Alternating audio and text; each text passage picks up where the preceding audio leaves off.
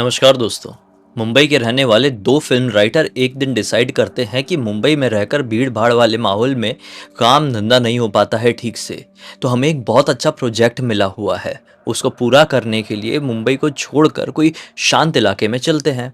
दोनों ने mutually decide किए कि महाबलेश्वर जाएंगे, वहाँ पर कोई बंगला बुक करेंगे या किसी रिश्तेदार से या पहचान वाले से पूछेंगे कि भाई महाबलेश्वर में कोई जुगाड़ है क्या रुकने का, और वहाँ पर रहकर जितने दिन का भी प्रोजेक्ट है अपना राइटिंग का वो कंप्लीट करेंगे और फिर लौट कर आएंगे। इन लोगों को एक बंगला मिल भी जाता है महाबलेश्वर में। जाते हैं वहाँ पर, जिस दिन पहुँचे दिन में बढ़िया घूमे घामे, रात में उनकी मुलाकात एक केयर टेकर से होती है उसी बंगले के। और फिर उनके साथ कुछ ऐसा घटता है कि जैसी कहानी आज आप ध्यान से सुन लेंगे ना तो आपके मन में इतना डर बैठ जाएगा, लिटरली आप इस दुनिया में किसी भी चीज़ के ऊपर एक बार में विश्वास नहीं कर पाएंगे। आपको ऐसा लगेगा कि इस दुनिया में कैसी कैसी शैतानी शक्तियां एग्जिस्ट करती हैं, भाई हमारा तो दिमाग ही खुल गया। आइए शुरू से सब कुछ बताता हूँ, आगे क्या हुआ पीछे क्या था। तो भाई मुंबई में एक बहुत ही डिसेंट सा राइटर रहता था जो कि घोस्ट राइटर था। जिन लोगों को ये टर्म नहीं समझता उन लोगों को समझा दूँ, ये एक इस प्रकार के राइटर होते हैं जो कई कहानियाँ लिखते हैं, कई फिल्में लिखते हैं, कई वेब सीरीज़ लिखते हैं, सीरियल्स भी लिखते हैं, लेकिन इनका नाम कहीं सामने नहीं आता है। इन शॉर्ट ये बड़े राइटर्स के लिए काम करते हैं। मतलब फिल्म में जाएगा बड़े राइटर का नाम, लेकिन लिखा किसी और ने है, उसको उसके बदले पे पैसे मिले हैं। मतलब बड़े राइटर के पास टाइम नहीं था इतना लिखने का, उसको प्रोजेक्ट मिल गया था तो बड़े राइटर ने वो पैसे किसी दूसरे आदमी को दे दिया और उस दूसरे आदमी ने पूरी फिल्म लिखा और बड़े आदमी का मतलब बड़े राइटर का नाम आ गया। तो ऐसे ही जो आदित्य था वो घोस्ट राइटर था और उसने बड़ी बड़ी फिल्में लिखा, बहुत सारी वेब सीरीज लिखा, लेकिन उसको कोई जानता नहीं है। सिर्फ उसको पैसे मिल जाते हैं और उसका पत्ता वहीं पर कट जाता है, लेकिन पैसे मिल तो रहे हैं ना। अब जो ऐसे राइटर होते हैं ना, ऐसे घोस्ट राइटर, उन लोगों के भी असिस्टेंट होते हैं, उन लोगों के पास भी इंटर्न होते हैं, क्योंकि इन लोगों को भी डिसेंट पैसा मिलता है। हाँ, और इन लोगों को भी बहुत सारे प्रोजेक्ट्स मिलते हैं। तो इन सारे प्रोजेक्ट्स को भी लिखने का इनके पास अच्छा डिसेंट टाइम नहीं होता है, तो किसी इंटर्न को हायर कर लिए, किसी असिस्टेंट राइटर को हायर कर लिए, उसको एक प्रोजेक्ट दे दिए, दूसरे को दूसरा प्रोजेक्ट दे दिए, ऐसा। तो आदित्य के साथ काफ़ी टाइम से, मतलब काफ़ी महीनों से एक असिस्टेंट काम कर रहा था जिसका नाम नितिन था। ठीक है, नितिन को भी सीखना था। मतलब वो घोस्ट राइटर तो नहीं बनना चाहता था, एक बड़ा राइटर बनना चाहता था जिसका नाम पिक्चर में आता है, जिसका नाम वेब सीरीज में आता है। उसको एक ऐसा राइटर बनना था, लेकिन वहां तक पहुंचने की सीढ़ी तो एक ये है ना, तो ये उसको राइटिंग भी किसी ना किसी के अंडर में रहकर सीखना है। बड़ा राइटर तो इतनी इजीली अपना असिस्टेंट बनाएगा नहीं किसी को भी। इसीलिए नितिन ने आदित्य को ज्वाइन किया, ठीक है, क्योंकि आदित्य को बहुत भारी एक्सपीरियंस है। भले ही आदित्य का नाम नहीं है, लेकिन टैलेंट है और बहुत अच्छा एक्सपीरियंस है, तो उसने उसको ज्वाइन कर लिया। अब नितिन को ना बहुत प्रॉब्लम होती थी चीज़ों को समझने में, बहुत आसानी से वो चीज़ों को समझ नहीं पाता था, और इसीलिए कई बार आदित्य फ्रस्ट्रेट हो जाता था कि भाई यार मैं तुझे कितना सिखाता हूँ लेकिन तू सड़ी सड़ी चीज़ों में आगे नहीं बढ़ पाता है। खैर सीख रहा था, इसलिए स्टार्टिंग में उसको इतना ज़्यादा पैसे नहीं मिल रहे थे, लेकिन कर रहा था अपना, जैसा भी काम कर रहा था। अब इसे ना एक हॉरर वेब सीरीज का काम मिला हुआ था काफ़ी समय से आदित्य को, और वो ना एक पॉइंट में आकर ऐसा अटक गया था आदित्य कि आगे बढ़ ही नहीं पा रहा था कि इस सीन के बाद क्या होगा। आदित्य का दिमाग काम कर ही नहीं रहा था, और नितिन जो कि उसका असिस्टेंट है वो बस सीख ही रहा है, तो वो भी अच्छे सुझाव नहीं दे पा रहा था। तो अचानक से एक दिन आदित्य के दिमाग में ये हिट करता है कि यार पुराने ज़माने में जो लेखक लोग होते थे वो साला ऐसे शहर में लिखकर नहीं अपना काम चलाते थे। मतलब भीड़ भाड़ है, इतना शोर शराबा है, इतना डिस्ट्रैक्शन है यहाँ पर, दोस्तों का, पहचान वालों का, पार्टीज का, फिल्म इंडस्ट्री का बहुत डिस्ट्रैक्शन है। तो इसलिए वो लोग अच्छी लिखावट करने के लिए ना मुंबई से कहीं दूर पहाड़ी इलाकों में जाते थे, पहाड़ों में लिखते थे। पुराने लेखक ये मानते थे कि आप पहाड़ियों के बीच में या नदियों या वादियों के बीच में बैठकर अपनी कहानी लिखेंगे तो सुर बहुत अच्छा पकड़ेगा, मतलब बहुत अच्छे से लिखावट होगी भाई। ये चीज़ कभी भी आदित्य ने एक्सपीरियंस नहीं किया था। आदित्य ने सिर्फ सुना था कि जो पुराने लेखक होते थे वो ये चीज़ करते थे। आज जब आदित्य अटक गया था अपनी वेब सीरीज़ की राइटिंग में, एक एपिसोड में अटक गया था और उसको कुछ भी इलाज नहीं मिल रहा था, तो उसने अपने असिस्टेंट नितिन से कहा कि भाई चलते हैं यार, कहीं ना कहीं चलते हैं, वादियों में चलते हैं, पहाड़ियों में चलते हैं, नेचर के बीच में चलते हैं। यहाँ पर दिमाग एकदम वो हो गया, ब्लॉक हो गया, एनर्जी ढंग से फ्लो हो ही नहीं पा रही है, चलो भाई कहीं का पता लगाओ। तो नितिन पता लगाता है, पहली बार कोई ढंग का काम करता है, नितिन पता लगाता है महाबलेश्वर का। बोलता है महाबलेश्वर हम जा सकते हैं और मेरा कोई पहचान वाला शायद है जिसके पास बंगला जुगाड़ हो जाए। बहुत ही नॉमिनल सी वो फीस लेगा, मतलब बंगले का चार्ज लेगा, और अपने को रहने के लिए अपना घर जैसा कुछ टाइम के लिए मिल जाएगा। तो आदित्य बहुत खुश हुआ। फिर पता लगवाया गया और लिटरली इन लोगों को उस आदमी के बारे में, मतलब उस बंगले के बारे में पूरी इन्फॉर्मेशन मिल गई। बहुत ही कम पैसे ले रहा था वो। इन लोगों ने डिसाइड किया कि आने वाले कम से कम हम 15 दिनों तक महाबलेश्वर के उस बंगले में रहेंगे। अब आप लोग सोचेंगे कि भाई ये दोनों आदमी और ये लोग अपनी लिखावट करने जा रहे हैं, तो इनके खाने पीने का क्या होगा? वो भी तो एक डिस्ट्रैक्शन था। नहीं, जिसके बंगले में ये लोग रहने के लिए जा रहे थे आने वाले 15 दिनों तक के लिए, उसके बंगले में एक केयरटेकर भी था। उस बंगले में एक केयरटेकर काम करता था जो सारा काम संभालता था। मतलब खाना भी बनाता था वो, कोई मेहमान आ रहे हैं तो। जैसे वो ना बंगला था वो रेंट पे ही चलता था। जैसे कोई वैकेशन के लिए चले गया, 2 दिन का रेंट पे आ गया, 3 दिन के रेंट पे आ गए लोग, ऐसा वाला। तो जो केयर टेकर था उसका काम था पूरी साफ सफाई करना, खाना बनाना, खाना खिलाना, गेस्टों के बर्तन धोना, सब चीज़ करना। तो इसलिए ये लोग पूरी तरीके से बेफिक्र थे। ज़्यादा उम्र का वो केयर टेकर था और बहुत ही अच्छे से चीज़ों को संभालता था, ये चीज़ इनको पता चली। तो भाई ये लोगों के पास कार थी। आदित्य की कार में दोनों सवार हुए और कुछ ही घंटों की ड्राइव के बाद ये लोग महाबलेश्वर में उस बंगले के सामने पहुंच जाते हैं। जैसे ही आदित्य ने इस बंगले का हुलिया देखा, यहाँ का प्रेमाइसिस देखा, उसकी वेब सीरीज के एक एपिसोड का सीन आगे बढ़ गया। उसने बोला साला ये चीज़ ऐसे लिखी जा सकती है। अब जैसी वो सीन आगे बढ़ा ना, इसका दिमाग वाइब्रेट हो गया। बोला बताओ, मुंबई की भागा दौड़ को छोड़कर नेचर के बीच में हम कुछ मिनटों के लिए क्या खड़े हुए साला। मेरा सीन आगे बढ़ गया है। तो सोचो 15 दिन तक हम यहाँ रहने वाले हैं। एक ऐसी वेब सीरीज लिख कर दूंगा ना मैं कि पूरा देश हिल जाएगा कि भाई क्या हॉरर आया था। और सच बता रहा हूँ, वो प्रोजेक्ट अगर आ गया होता तो सबको पीछे छोड़ दिया होता। आज की डेट में सबसे ज़्यादा स्कैरी वेब सीरीज मेरी नज़र में अमेजन प्राइम में आई हुई भय है। ठीक है, मुझे वो बहुत स्कैरी लगी। इंडियन, मैं पूरी इंटरनेशनल लेवल पर नहीं कह रहा हूँ, इंडियन। आपको कौन सी लगती है सबसे ज़्यादा डरावनी? कमेंट सेक्शन में ज़रूर बताना। लेकिन अगर इस बंदे की, आदित्य की लिखी हुई वो वेब सीरीज मार्केट में आ गई होती ना, सब फेल हो जाते, हॉलीवुड भी फेल हो जाता। लेकिन वो नहीं आ पाई क्योंकि बहुत गंदी ट्रेजेडी इनके साथ हो गई वहाँ पर। तो आप सुनो, आगे कंटिन्यू करो। ये घटना किसी के भी साथ घट सकती है, इसलिए इसको बीच में मत छोड़ना। तो होता ये है, ये लोग वहाँ पर गए, अंदर गए, इन लोगों को बहुत अच्छा लगा भाई। पहले ही दिन जब ये लोग पहुँचे ना तो काफ़ी शाम हो चुकी थी। ये लोग खाना वाना खाने का इनका बिल्कुल भी मन नहीं किया था। अपने पास नमकीन वगैरह कुछ रखे हुए थे क्योंकि इतनी दूर के ट्रैवल से आ रहे थे, और रास्ते में वड़ा पाव, समोसा, ये सब खाते हुए आगे बढ़े थे। तो जब ये लोग वहाँ पर पहुँचे ना तो इनको कुछ भी खाने वाने का मन नहीं किया। थोड़ा बहुत नमकीन था वो खा लिए और सोने को हुए ही कि रात के 11 बजे के आसपास दरवाज़ा नॉक करता है केयरटेकर। बोलता है साहब, वैसे ये लोग जब यहाँ पर पहुंचे थे तब केयरटेकर से एक बार मुलाकात हो गई थी, लेकिन बहुत अच्छे से बातचीत नहीं हो पाई थी क्योंकि ये लोग बहुत थके हुए थे।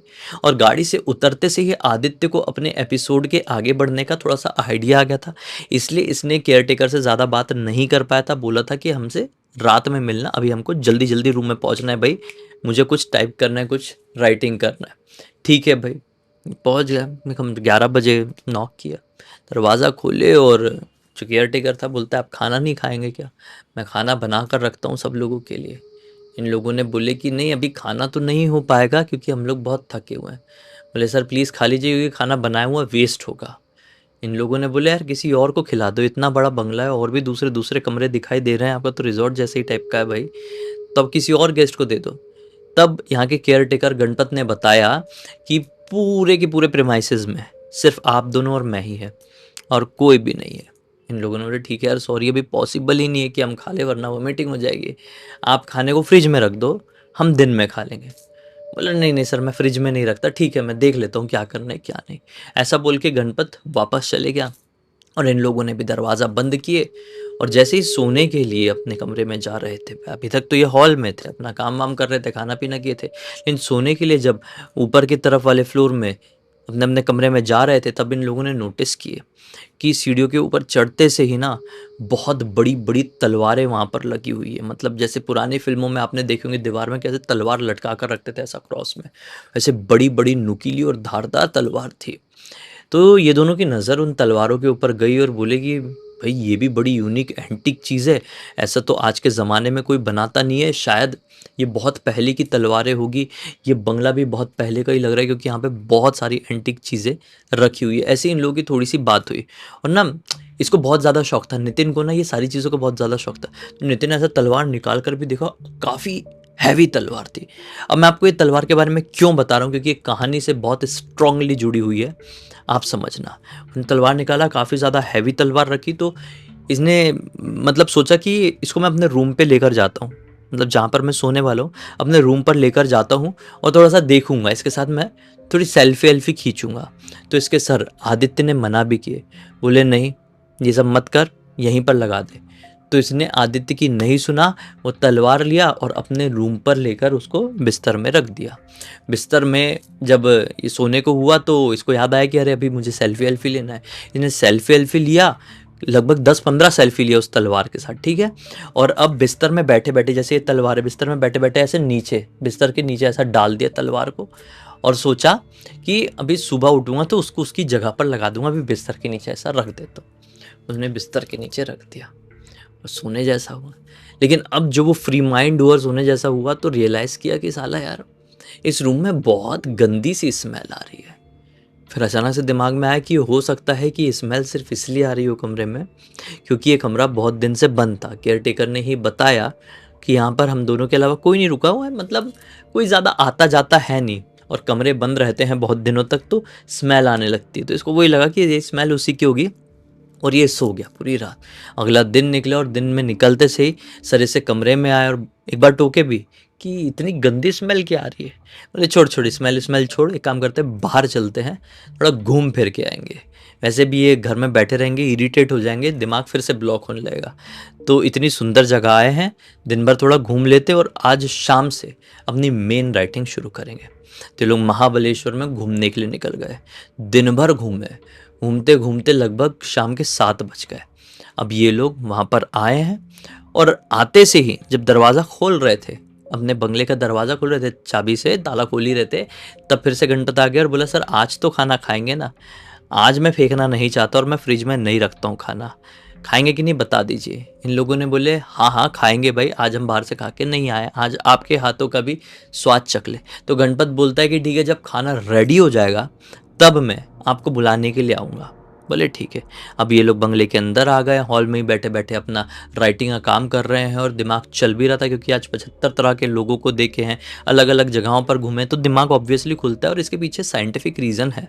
तो ये लोग अच्छा खासा आज राइटिंग कर लिए और जब रुके तो रात के तकरीबन 11 बज चुके थे और खाना के लिए पूछने के लिए गणपत नहीं आया था। इनको ऐसा लगा गणपत क्यों नहीं आया, थोड़ी देर तक अपने मोबाइल में टाइम पास किए, फिर सोचे कि अब तो आएगा, लेकिन लगभग 12 बज गए, गणपत नहीं आया। इन्हें अब सोचे कि अब जाकर देखना ही होगा। दोनों उठे और दरवाजे तक पहुंचे ही थे बाहर निकलने के लिए, तो अचानक से दरवाज़ा नॉक होता है। देखते हैं गणपति था। बोलता है सर सॉरी थोड़ा लेट हो गया, चलिए आप डाइनिंग रूम तक चलिए। अब जहाँ पर जिस बंगले में ये लोग रुके हुए हैं वहाँ से लगभग 100 कदम की दूरी पर डाइनिंग रूम है, जो कि इसी बंगले के प्रेमाइसेस में है। वहीं पर खाना बनता है अंदर किचन में और बाहर बैठकर गेस्ट खाते हैं। तो अब गणपत आगे आगे जाने लगा, ये पीछे पीछे चलने लगे। डाइनिंग रूम में पहुंचे हैं, बैठे तो गणपत ना पानी की 3 गिलास लेकर आया। इन दोनों के सामने एक एक रखा और इनके बाजू में एक रखा। तो हंसकर आदित्य ने पूछा भी कि अरे भाई ये तीसरा गिलास किसके लिए, आप भी हमारे साथ ही बैठ के खा रहे हो क्या? तो गणपत ने बोला नहीं, मैं खाऊंगा तो आपको गर्मा गर्म रोटी बना कर कैसे दूंगा, यहाँ पर तो वही खाने वाला है जो रोज खाता है। ऐसा बोलकर गणपत अंदर किचन में चले गया। तो आदित्य ये चीज़ बोलता भी है कि भाई ये गणपत बड़ा अजीब कैरेक्टर है, एक तो रात में 12 बजे खाना के लिए हमको पूछने के लिए आया और तीसरी गिलास लगाता है, बोलता है कि यहाँ पर वही खाएगा जो रोज़ खाता है और मैं नहीं खाऊंगा। इसने कल ही हमको बताया था कि पूरे प्रेमाइसेस में सिर्फ हम दोनों ही मेहमान हैं और तीसरा ही है, और अब ये कौन से तीसरे की बात कर रहे हैं? भाई ऐसा कोई सीन हम अपने हॉरर फिल्म में लगा सकते हैं ना, अच्छा रहेगा ना। तो ऐसा ऐसा करके थोड़ा एक दूसरे से ये लोग मजाक भी करते हैं और ये लोग बात कर ही रहते हैं कि अचानक से उनको रियलाइज़ होता है कि जिस डाइनिंग रूम में बैठे हुए हैं उसके ऊपर वाली मंजिल से, ऊपर वाले फ्लोर से कुछ ठक ठक ठक ठक ठक ठक ठक ठक करके आवाज़ सुनाई दे रही। तो ये ठक ठक ठक ठक ठक का की आवाज़ है यार। ऊपर एक रूम था, ऑब्वियसली ऊपर एक फ्लोर था, तो नितिन आदित्य से बोलता भी है, सर हो सकता है तीसरा कोई गेस्ट आ गया होगा, छोड़िए ना, जाने देते हैं। लेकिन आदित्य के दिमाग में पता नहीं क्या आया, बोले ये आवाज़ बड़ी मिस्टीरियस लग रही है। नितिन बोलता है सर कैसे? आदित्य बोलता है ये आवाज़ एक टाइपराइटर की है। तो नितिन शॉक्ड, टाइपराइटर? सर आज के टाइम पे टाइपराइटर कौन टाइप कर सकता है, कौन यूज़ कर सकता है? आदित्य ने बोला तभी तो बोल रहा हूँ कि ये आवाज़ मिस्टीरियस है, मैं जानना चाहता हूँ यार, ये टाइपराइटर में कौन टाइप कर रहा है? जब तक रोटियां बन रही है तब तक एक बार ऊपर से देख कर आते हैं। कई अरसे बीत गए हैं, साला टाइपराइटर मैंने ढंग से नहीं देखा। बचपन में देखा था मेरे पापा के पास, बहुत मज़ा आता था उससे कुछ भी टाइप करने में। एक बार देखना चाहता हूँ, आखिर लेखक हूँ ना, उससे जुड़ी हुई चीज़ कैसे छोड़ दूँ? आज इतनी इंटरेस्टिंग यूनिक चीज़ देखने को मिल सकती है। बोला चलो सर ऊपर से देख कर आते हैं। अब डाइनिंग हॉल के ही साइड में ऊपर जाने की सीढ़ियाँ थी। ये लोग सीढ़ियों से चढ़कर ऊपर चले जाते हैं और गणपत अंदर रोटियां बेल रहा होगा, बना रहा होगा, गणपत को बोल के नहीं गए। ये लोग जैसे ही ऊपर पहुंचे भाई, ऊपर एक कमरा था, कमरे का दरवाजा खुला हुआ था, ये लोग डायरेक्ट अंदर आ गए। अंदर बिल्कुल अंधेरा है। एक बड़ी सी कैंडल लगाकर एक आदमी इनकी तरफ पीठ किया हुआ टाइपराइटर में कुछ टाइप तो कर रहा है, खट खट खट खट खट खट खट खट।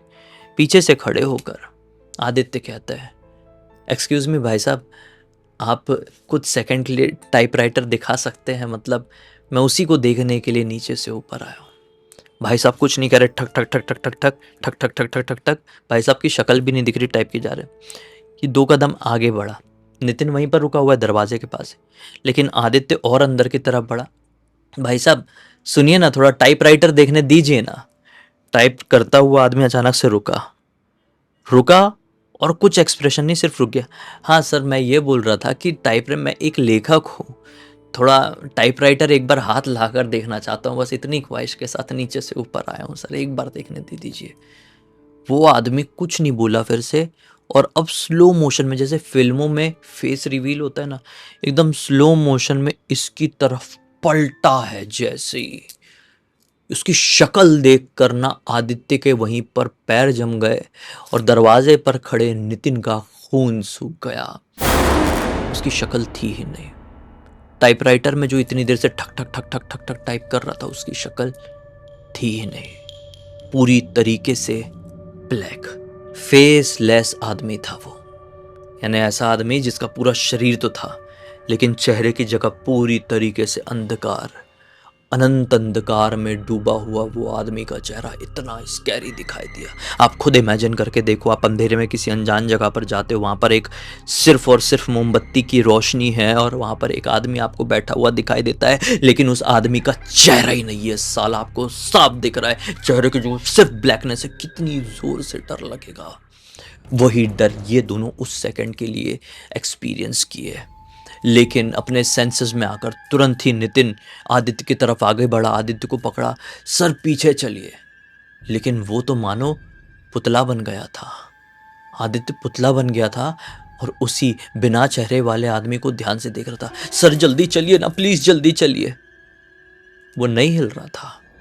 अचानक से इसने सोचा, इसको याद आया कि मेरे कमरे में मैंने बिस्तर के नीचे तलवार रखा था, तलवार लेकर आता हूँ। ये 100% भूत है, और ऐसे तलवार वगैरह वाली चीज़ों से वो डरेगा, क्योंकि भूत लोहा, पानी, ये सब चीज़ों से बहुत ज़्यादा डरते हैं। अब वो तलवार है, ऑब्वियसली वो डरेगा ही डरेगा। तो ऐसा सोचकर ही सोचा, अपने कमरे में भागता हूँ मैं, सर यहाँ से हिल नहीं रहा है, सर को भी कुछ हो गया है, वो वशीकरण में चले गए। सोच के नितिन जैसे पलटा है, दरवाजे तरफ गया। दरवाजे में खड़ा हुआ था गणपत, लेकिन गणपत का भी चेहरा नहीं था अभी। गणपत वाले ही कपड़े और ये गणपति था, वही कद काठी, वही शरीर, लेकिन शक्ल नहीं थी किसी की भी।